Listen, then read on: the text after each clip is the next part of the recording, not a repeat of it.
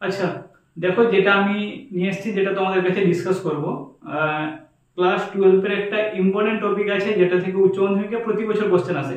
সেই চ্যাপ্টারটা হচ্ছে ইলেকট্রিক ফিল্ড একটা রিদম আমি শেষ করেছিলাম। দেখো অনেক ভিডিও আসেনি ঠিকঠাক করে, এবার তোমরা সাপোর্টে থাকো না সাপোর্টে থাকো, আমার কাজ আমি করে যাচ্ছি। তোমাদের যবে প্রয়োজন হবে তোমরা এসে দেখবে, কোনো অসুবিধা নেই। ওকে, পুরো তোমাদের জন্য আমি পিডিএফ নিয়ে এসেছি, পিডিএফ ও সম্পূর্ণ ফ্রি। তোমাদের জন্য আমি নোট রেডি করছি, নোটগুলোও সম্পূর্ণ ফ্রি দিচ্ছি। ওকে, আর পড়াচ্ছি সেটাও ফ্রি। এবার ব্যাপারটা ওটা আমরা জানি না যে কোথায় আমার ত্রুটি কি, ওটা আমার ঠিক করে জানা নেই, হয়তো আমাকে অনেক কিছু ইমপ্রুভ করতে হবে, সেটাও আমি করার চেষ্টা করব। কিন্তু আমি বলে দিই যে তোমাদের কাছে ইম্পর্টেন্ট জিনিস হচ্ছে তোমাদের মার্ক, কারণ তোমরা যখন এইচএস এ পড়ছো মানে তোমাদের ফিজিক্সের নাম্বার তোলা খুবই ইম্পর্টেন্ট। ফিজিক্সে অনেকে ফেল করে, ক্লিয়ার? এবার ফিজিক্সে যাতে ফেল না করে, ওই রকম ভালো ভালো স্টুডেন্টের ফিজিক্সের নাম্বার কমে যায় কিছু কনসেপ্ট ক্লিয়ার না থাকার জন্য, অঙ্কগুলো সলভ না করার জন্য। কিন্তু কিছু এমন কোশ্চেন থাকে যেগুলো প্রতি বছরই রিপিট হয়, আর তার মধ্যে একটা হচ্ছে এটা গাউসের উপপাদ্যের প্রয়োগ। ক্লিয়ার? দেখো গাউসের উপপাদ্যের যে প্রয়োগ আছে ওটা এক বছর 3টা প্রয়োগ আছে টোটাল। 3টার মধ্যে এক বছর যদি প্রথমটা এলো, দ্বিতীয় বছর আরেকটা আসবে, তৃতীয় বছর আরেকটা আসবে। ওকে, ফার্স্ট আর সেকেন্ড দুটো প্রয়োগ, আজকে যে দুটো প্রয়োগ দেখাবো সেই দুটো প্রয়োগের মধ্যে প্রতি বছর আসে। তোমরা চেষ্টা করবে, আগের বছর যেমন এসেছিল যে অসীম দৈর্ঘ্যের একটা পাতলা পাতের ক্ষেত্রে ওই ইলেকট্রিক ফিল্ড নির্ণয় করো যে কোনো ডিস্টেন্স পি তে। আর এবছরের জন্য যেটা ইম্পর্টেন্ট প্রশ্ন হচ্ছে যে electric field due to a long infinite uniformly wire. Okay, ওর মধ্যে তোমাকে ইলেকট্রিক ফিল্ড নির্ণয় করতে হবে অসীম দৈর্ঘ্যের একটা ঋজু পরিবাহী তারের ক্ষেত্রে। যদি আমি বলতে একটু স্পিড হয়ে যাচ্ছে, ওকে, তাহলে তোমরা একটু স্লো মোশনে দেখে নিবে, কাজ ক্লিয়ার? আমি স্লো বলতে পারবো না। তো দেখো যেটা বলছি তোমাদের, যে আমাদের যে টপিকটা হচ্ছে, আমরা বলছি গাউসের উপপাদ্যের ক্ষেত্রে আমাদের যেটা লাগবে সেটা হচ্ছে অসীম দৈর্ঘ্যের একটা ঋজু তার আছে, ওর থেকে কোনো একটা ডিস্টেন্সে আমাকে ইলেকট্রিক ফিল্ড নির্ণয় করতে হবে।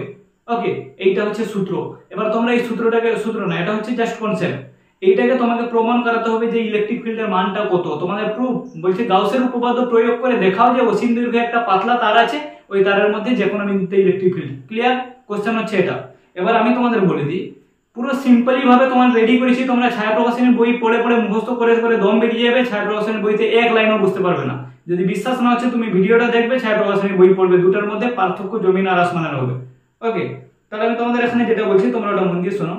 যে একটা আমি লম্বা তারটা তোমরা দেখতে পাচ্ছ, এটা হচ্ছে তার।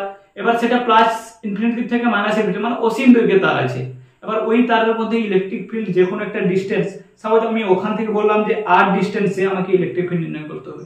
ক্লিয়ার? তাহলে এবার দেখো গাউসের উপপাদ্য কখন প্রয়োগ করা হয়।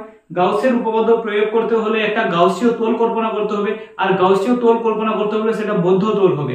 এবার একটা লম্বা পাইপের মতো তার আছে, এর ক্ষেত্রে ক্লোজ সারফেস তো তুমি গোল করতে পারবে না, গোল করলে বদ্ধ হবে না, কারণ গোল করলে তুমি যদি আর ব্যাসার্ধের গোল করো তাহলে সে তো পুরো তার কভার হবে না। আর গোল করলে ওখান থেকে তুমি কিভাবে ওর ক্ষেত্রফল বের করে গাউসের উপপাদ্য প্রয়োগ করবে? ওটা ক্লোজ সারফেস হচ্ছে না, বলের মতো, তাহলে ক্লোজ হচ্ছে না, তো এদিক থেকে পাইপ বেরোচ্ছে, ওদিক থেকে বেরিয়ে যাবে। তো এখানে গাউসের তোল কল্পনা হবে। সোজা তারের ক্ষেত্রে গাউসের তোল হচ্ছে সিলিন্ডার শেপ হচ্ছে বেস্ট ফর মানে ক্লোজ সারফেসের জন্য। ক্লিয়ার? তাহলে দেখো তোমরা যদি আমি এক মিনিট, হ্যালো, তাহলে এবার দেখো, তো এটা হচ্ছে একটা লম্বা তার আছে, সেই তারে আমি গাউসীয় তোল কল্পনা করলাম। ভাবি ওই যে ওই তারটা মানে ওই যে গাউসীয় তোলটার যে দৈর্ঘ্যটা আছে সেটা এল, আর ওই তার থেকে ওই গাউসীয় তোলের যে মানে সারফেসটা আছে, মানে সারফেসটার দূরত্ব হচ্ছে আর ডিসটেন্স। ক্লিয়ার? তো এবার আমি বলছি ইলেকট্রিক ফিল্ড কি হয়, একটা পজিটিভ চার্জ যদি থাকে, ইলেকট্রিক ফিল্ড টু দা, ওকে, মানে সারফেসে মানে ইলেকট্রিক ফিল্ড তার থেকে বাইরের দিকে বেরোবে। দেখো এদিকেও ছড়িয়ে গেছে, এদিকেও ছড়িয়ে গেছে। ক্লিয়ার? দেখতে পাচ্ছ তোমরা এখানে? তারপরে আমি তোমাদের বলি যে গাউসীয় তোল কল্পনা করে নিলাম। এবার আমরা বলছি যে চার তার আছে না, তারের মধ্যে কতটা কারেন্ট আছে। তারের মধ্যে কতটা কারেন্ট আছে ও তো আমাদের জানার দরকার নেই, আমরা জাস্ট বলছি যে আমাদের যে প্রতি একক দৈর্ঘ্যের মধ্যে কতটা কারেন্ট আছে। তাহলে ল্যামডা সমান হচ্ছে আধান আপন দৈর্ঘ্য। এবার হচ্ছে আধানটা হচ্ছে কি, মনে করি এতে কিউ আধান আছে, চার্জ হচ্ছে কিউ, আর ওই যে ডিসটেন্সটা হচ্ছে এল। তাহলে আমি কিউ এর মান কি, কিউ ইকুয়াল টু ল্যামডা এল। এর পর্যন্ত কোনো অসুবিধা নেই, জাস্ট এটা কনসেপ্ট ক্লিয়ার জন্য। এবার আমি কাহিনী শুরু করছি। দেখো এই যে আমরা চং আছে, চঙের কটা তল আছে, মেইনলি 3টা তল, উপরের দিকে একটা ঢাকনা, নিচের দিকে ঢাকনা, মাঝখানে পাইপ। 3টা তল, উপরেরটাকে 1 নম্বর, নিচেরটাকে 2 নম্বর, মাঝখানটাকে 3 নম্বর। তাহলে এবার দেখো গাউসের উপপাদ্য কখন প্রযোজ্য হয়। গাউসের উপপাদ্য হচ্ছে যে বদ্ধ তলের ক্ষেত্রে প্রযোজ্য হয়। গাউসের উপপাদ্য বলে যে আমার ইলেকট্রিক ফিল্ড আর আমার যে এরিয়া ভেক্টর আছে ওটার সামেশন হবে q বাই এপসিলন নট। বুঝতে পারোনি? তাহলে দেখো এরিয়া ভেক্টর মানে কি, এরিয়া ভেক্টর হচ্ছে সারফেস থেকে বাইরের দিকে সব সময় হবে। এরিয়া ভেক্টর কি হবে, সারফেস থেকে বাইরের দিকে। ক্লিয়ার? তাহলে এবার তোমরা ভালো করে ভেবে দেখো, এটা যদি আমার পাইপ হয় তাহলে পাইপের উপরে ঢাকনাটাই আছে, ইলেকট্রিক ফিল্ড কোন দিকে, এই বরাবর যাচ্ছে ইলেকট্রিক ফিল্ড, আর আমার এরিয়া ভেক্টর কোন দিকে, উপরের দিকে। তাহলে এটা হচ্ছে একটা পাইপ, পাইপের ইলেকট্রিক ফিল্ড ওদিকে বেরোচ্ছে, আর আমার এরিয়া ভেক্টর উপরের দিকে। এরিয়া ভেক্টর সারফেস থেকে বাইরের দিকে হয়। এবার তাহলে কি হবে, মাঝের কোণ কত 90 ডিগ্রি, এটা ক্লিয়ার। তারপরে যদি 2 নম্বরটাকে দেখো, মানে নিচেরটাকে এরিয়া ভেক্টর নিচের দিকে হবে আর আমার ইলেকট্রিক ফিল্ড এদিকে বা ওদিকে, মাঝের কোণ কত 90 ডিগ্রি হবে, ক্লিয়ার। 3 নম্বরটাকে দেখো, আমার সারফেস আছে, এরকম পাইপ আছে, এরিয়া ভেক্টর কি বাইরের দিকে এদিকে এদিকে এদিকে চারদিকে বেরোবে, ইলেকট্রিক ফিল্ড এদিকে ওদিক ওদিক চারদিকে। তাহলে আমার এরিয়া ভেক্টর যেদিকে বেরোচ্ছে আমার কি হচ্ছে যে সারফেস মানে যেটা ইলেকট্রিক ফিল্ড একই দিকে, মাঝের কোণ কত 0 ডিগ্রি। তিনটা ক্লিয়ার, উপরে 90 নিচে 90 মাঝখানে 0 ডিগ্রি। এবার আমি তোমাদের বলি আমাদের যে সিলিন্ডারের মধ্যে মোট ফ্লাক্স কত থাকবে। মোট ফ্লাক্স মানে হচ্ছে যে ইলেকট্রিক ফিল্ড ঢুকছে এরিয়া ভেক্টরের মধ্যে দিয়ে, কোটা ইলেকট্রিক ফিল্ড ঢুকছে, ওটাই হচ্ছে ফ্লাক্স। তাহলে যে ফাই যে আছে সিলিন্ডারের ফ্লাক্সটা হচ্ছে কিউ বাই এপসাইলন নট এর সমান হবে। এটা গাউস আমাদের বলেছিল যে কোনো বদ্ধতলের মধ্য দিয়ে যে অতিক্রান্ত যে ইলেকট্রিক ফিল্ড গেলে ওর মধ্যে মোট ফ্লাক্স হবে Q by epsilon naught, clear. এবার হচ্ছে যে টোটাল ফ্লাক্সটা কত হবে, টোটাল ফ্লাক্স হবে তিনটা এরিয়া ভেক্টরের জন্য তিনটা, ফাই 1 ফাই 2 ফাই 3। এবার এক নম্বর ক্ষেত্রে আমাদের ফ্লাক্সের সূত্র কি ইডিএ cos θ, ফ্লাক্সের সূত্র কি cross surface integration of EDA cos θ। আমার ইলেকট্রিক ফিল্ড কি আছে এক নম্বর ক্ষেত্রে ই, এরিয়া ভেক্টর কি ডিএ cos θ এর মান কত আছে এক নম্বর সারফেসের ক্ষেত্রে কত 90 ডিগ্রি, তাহলে ইডিএ cos 90। 2 নম্বর মানে নিচের দিকে integration cross surface integration of EDA cos 90, নিচেও 90 ডিগ্রি আছে থিটার মান। তারপরে আমার 3 নম্বরের ক্ষেত্রে এরিয়া ভেক্টর আর ক্রস সারফেস মানে সারফেস এরিয়া মানে ইলেকট্রিক ফিল্ড দুটো একই দিকে আছে, মাঝের কোণ কত ডিগ্রি হবে 0 ডিগ্রি, তাহলে cross surface integration of EDA cos θ, clear, cos 0 degree. তাহলে দেখো এবার cos 90 ডিগ্রির মান 0, cos 90 ডিগ্রির মান 0, প্রথম দুটো ক্যান্সেল, পড়ে থাকলো কি ইডিএ cos 0 ডিগ্রি, cos 0 এর মান 1, তাহলে cross surface integration of ইডিএ। Electric field তো কনস্ট্যান্ট, সবার ক্ষেত্রে সমান ইলেকট্রিক ফিল্ড, সুষম ইলেকট্রিক ফিল্ড, বাইরে থেকে বেরিয়ে গেল, তাহলে ইন্টিগ্রেশন অফ ডিএ। ডিএটা কি এরিয়া ভেক্টর। এবার হচ্ছে ওই যে ক্ষেত্রফল, ডিএটা কি হচ্ছে চোঙের ক্ষেত্রফল, চোঙের কোন ক্ষেত্রফল বলা হচ্ছে, উপরে ঢাকনা নিচে ঢাকনা বাদ দিয়ে মাঝখানে যে পাইপটা আছে ওর ক্ষেত্রফল। ওর ক্ষেত্রফল কেন, এটা 3 নম্বরের ক্ষেত্রে বেরোচ্ছে, বাকি দুটো দিয়ে 0, তাহলে ওর ক্ষেত্রফলটা মান কত হবে, ওর ক্ষেত্রফলের মান হবে যে চোঙের যে বক্রতলের ক্ষেত্রফল 2 পাই আর এল। ওকে, ক্লাস 9 এর একটা সূত্র যে লম্ববিতা চোঙ ছিল ওই চোঙের বক্রতলের ক্ষেত্রফলের সূত্র কি 2 পাই আর এল। তাহলে আমি মোট ফ্লাক্স সিলিন্ডারের মোট ফ্লাক্স কি কিউ বাই এপসাইলন নট গাউসের উপপাদ্য প্রয়োগ করে পেলাম সমান ই ইনটু 2 পাই আর এল। তাহলে আমি এখান থেকে কিউ এর মানটা বসিয়ে দিই, কিউ এর মান প্রথম বেরিয়েছিল যে Q equal to lambda into L, তাহলে lambda L into epsilon naught সমান E into 2 pi r L, L আর এল ক্যান্সেল আউট হলো, তাহলে ই ইকুয়াল টু কি হচ্ছে ল্যামডা আপন 2 পাই এপসাইলন নট আর। কি বললাম বুঝতে পেরেছো, না বুঝতে পারলে খুব ভালো। এবার তোমরা এখান থেকে কি শিখতে পারলে, এটা তো গাউসের উপপাদ্য প্রয়োগ করে অসীম দীর্ঘে যে একটা তার আছে ওর মধ্যে তোমরা কি করতে পারো, ইলেকট্রিক ফিল্ড একটা ডিসটেন্সে নির্ণয় করতে পারবে, আর ডিসটেন্সে। এবার ব্যাপার হচ্ছে যে ই আর আর এর মধ্যে কি সম্পর্ক আছে, ব্যস্ত অনুপাতের সম্পর্ক আছে। এর মানে কি গ্রাফটা যদি তোমরা দেখো তাহলে আমার ইলেকট্রিক ফিল্ড এর দিকে যাচ্ছে, আমার ডিসটেন্সের দিকে যাচ্ছে, কিন্তু ব্যস্ত অনুপাত আছে মানে গ্রাফটা এরকম হাইপারবোলা হবে, মানে কার মতো গ্রাফটা হবে যে বয়লের সূত্রের মতো। এর মানে যত ডিসটেন্স বাড়বে আমার ইলেকট্রিক ফিল্ড তত কমতে থাকবে, ক্লিয়ার। তো এই ছিল আমাদের অসীম দীর্ঘের একটা রিভিউ, তারের ক্ষেত্রে আমার ইলেকট্রিক ফিল্ড নির্ণয়। ওকে, গাউসের উপপাদ্যের সাহায্যে প্রমাণ করে দিলাম, আশা করি বুঝতে পেরেছো। আচ্ছা, তো আমি যেটা ডিসকাস করছি খুবই ইম্পর্টেন্ট টপিকের মধ্যে 2 নম্বর পার্টটা আমি করে দিচ্ছি। 2 নম্বর পার্ট মানে গাউসের উপপাদ্য প্রয়োগ করে তোমাদের নির্ণয় করতে হবে কি না, গাউসের উপপাদ্য প্রয়োগ করে একটা সুষম পাতলা পাত আছে, ওই পাত থেকে একটা পি ডিসটেন্সে তোমাকে ইলেকট্রিক ফিল্ড নির্ণয় করতে হবে, বুঝতে পেরেছো। এবার আমি তোমাদের বলে দিই গাউসের উপপাদ্য কোথায় প্রয়োগ হবে, গাউসের উপপাদ্য সেখানে প্রয়োগ হবে যেখানে ক্লোজ সারফেস থাকে। তাহলে একটা পাতলা পাত আছে, ওই পাতের ক্ষেত্রফল ভাবি এ, আর পাতের মধ্যে যে আধানটা আছে এই আধানকে ভাবি সিগমা পাতের ক্ষেত্রে। তো আমি বলছি যে পাতের যে ক্ষেত্রফল আছে এ আর ওর তলমাত্রিক ঘনত্ব কি আছে সিগমা। তাহলে আমি এখানে বলছি যে এটাকে কিভাবে ক্লোজ সারফেস করব, না একটা এরিয়াকে বৃত্ত করে দিলাম, ওখান থেকে এদিক থেকে পাইপ ঢোকালাম, ওদিকে বের করে দিলাম, এটা ক্লোজ সারফেস হয়ে যাবে।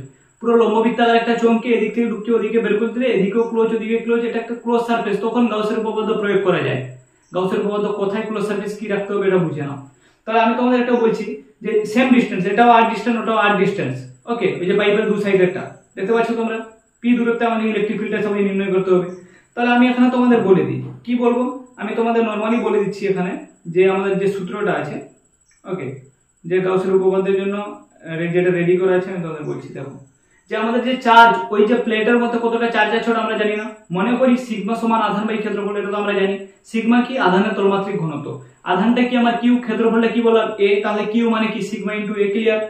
গাউসের উপপাদ্য আমরা যে প্লেটের ক্ষেত্রে কল্পনা করছি, মনে করি আর দূরত্বে বা এক্স দূরত্বে এদিকে পি বিন্দুতে ইলেকট্রিক ফিল্ড নির্ণয় করবো, মানে অপোজিটেও আমরা ওই পাথ থেকে পি দূরত্বে যাব, দিয়ে কল্পনা করবো যে এদিক থেকে একটা পাইপ ঢুকে ওদিকে বের করা আছে, দিয়ে তোলটা ক্লোজ সারফেস হচ্ছে। কি বললাম বুঝতে পেরেছো না, এখনো বুঝতে পারোনি? না বুঝতে পারলে লেখা আছে ওটা পড়ে দিবে। এবার হচ্ছে যে আমার কোটা তোল, একটা হচ্ছে সিলিন্ডারের ফাই 1, একটা ফাই 2, একটা ফাই 3। কোন ছবিটা দেখো, তোমরা এখানে ফাই 1 কোনটা, ফাই 2 কোনটা, ফাই 3 কোনটা, আমি এদিকে বাম দিকেরটাকে 1 নম্বর দিলাম, ডান দিকেরটাকে 2 নম্বর, মাঝখানের দিকে 3 নম্বর। তাহলে দেখো ওই ছবিটা তোমরা দেখতে পাচ্ছ 1 2 3 আছে। তো প্রথম আমি বলি যে বাইরের দিকে যে গোল চাকতিটা আছে ওর এরিয়া ভেক্টর কোন দিকে, সারফেস থেকে বাইরের দিকে। আমার ইলেকট্রিক ফিল্ড কোন দিকে বের হবে, ইলেকট্রিক ফিল্ড সবসময় হচ্ছে বাইরের দিকে বের হবে। তার মানে ইলেকট্রিক ফিল্ডের ডাইরেকশন আর আমার ওই যে গোল চাকতিটার এরিয়া ভেক্টরের ডাইরেকশন দুটো সমান, তো মাঝের কোণ কত হবে 0 ডিগ্রি। 1 নম্বর। 2 নম্বর মানে ডান দিকের ক্ষেত্রে যদি তোমরা দেখো তাহলে এদিকে আমার ইলেকট্রিক ফিল্ড এদিকে যাচ্ছে, আমার এরিয়া ভেক্টর এদিকে যাচ্ছে, মাঝের কোণ কত 0 ডিগ্রি। 3 নম্বর মানে ওই পাইপের ওইখানে উপরে যে লেয়ারটা আছে, ওকে, ওই গোলটাকে যদি দেখো তোমরা এরিয়া ভেক্টর উপরের দিকে যাবে, এরিয়া ভেক্টর আছে উপরের দিকে, ইলেকট্রিক ফিল্ড এদিকে বা এদিকে, তো মাঝের কোণ কত 90 ডিগ্রি। তাহলে এখানে দুটো হচ্ছে তোমার 0 ডিগ্রি, একটা 90 ডিগ্রি। তাহলে এটাকে কিভাবে সলভ করে যাবে, তো আমরা যদি বলি যে আমাদের যে মোট যে ফ্লাক্স, অতিক্রান্ত ফ্লাক্স গাউসের phi total, phi 1 phi 2 phi 3, phi 1 এর মান কি close surface integration of EDA cos theta, 1 নম্বরের জন্য কত cos 0 ডিগ্রি, তাহলে integration of EDA cos 0 degree. 2 নম্বর কোনটা, সেটাও অপোজিটটা, মানে close surface integration of EDA cos 0 degree. 3 নম্বর কোনটা cos 90, তাহলে close surface integration of EDA cos 90 degree. Clear? cos 90 0 হয়, ওটাকে ক্যান্সেল আউট, বাকি পড়ে থাকলো কি ইডিএ cos 0, cos 0 মানে কত 1। তাহলে কি হচ্ছে integration of close surface integration of EDA plus close surface integration of EDA, দুটো 0 ডিগ্রির জন্য দুটো এক এক করে গেলে থাকলো। ই আমরা কনস্ট্যান্ট ই কে বাইরে বের করলাম close surface integration of DA, এদিকেও ই কে বাইরে বের করলাম কি close surface integration of DA. Clear? এবার কি হচ্ছে দেখো দুটো ই, এবার যে ডিএ আছে, ডিএ হচ্ছে কি পুরো পাতটার ক্ষেত্রফলের মধ্যে ছোট একটা পার্ট, তাহলে পুরোটার ক্ষেত্রে কি ইন্টিগ্রেশন মানে পুরোটার ক্ষেত্রফল কি বলেছিলাম a, তাহলে e ইনটু a, এটাও e ইনটু a, তাহলে কি হবে 2ea। এবার আমার ওখানে বসিয়ে দিই গাউসের উপপাদ্য কি বলছে, ফাই সিলিন্ডারের মান কত q বাই এপসাইলন নট, তাহলে q বাই এপসাইলন নট সমান 2ea। তাহলে এবার q এর মান কি, q মানে কি সিগমা ইনটু a, তাহলে sigma into a by epsilon naught সমান হচ্ছে 2ea। এবার a আর a ক্যান্সেল আউট হলে e এর মান কি হচ্ছে সিগমা আপন 2 এপসাইলন নট। এটা খুবই ইম্পর্টেন্ট প্রশ্ন, এটা ছিল যে একটা পাতলা পাতের ক্ষেত্রে গাউসের উপপাদ্য প্রয়োগ করে p বিন্দুতে ইলেকট্রিক ফিল্ডের প্রাবল্যটা বা ইলেকট্রিক ফিল্ড নির্ণয় করো। এই ছিল তোমাদের দুটো টপিক, আশা করি তোমাদের দুটোর মধ্যে কোনোটা অসুবিধা হবে না। যেটা অসুবিধা হবে আমাকে বলবো, তোমরা যদি পিডিএফ চাই তোমাদের ফ্রি পিডিএফ দিব, তোমরা কিন্তু জাস্ট তোমাদের কাজটা করে যাও, পড়াশোনা করে যাও। ঠিক আছে, ভালো থেকো, আজকে দূর থাকুক। গাউসের উপপাদ্যতে কোনো অসুবিধা হবে না, দুটো অ্যাপ্লিকেশন যদি এর থেকে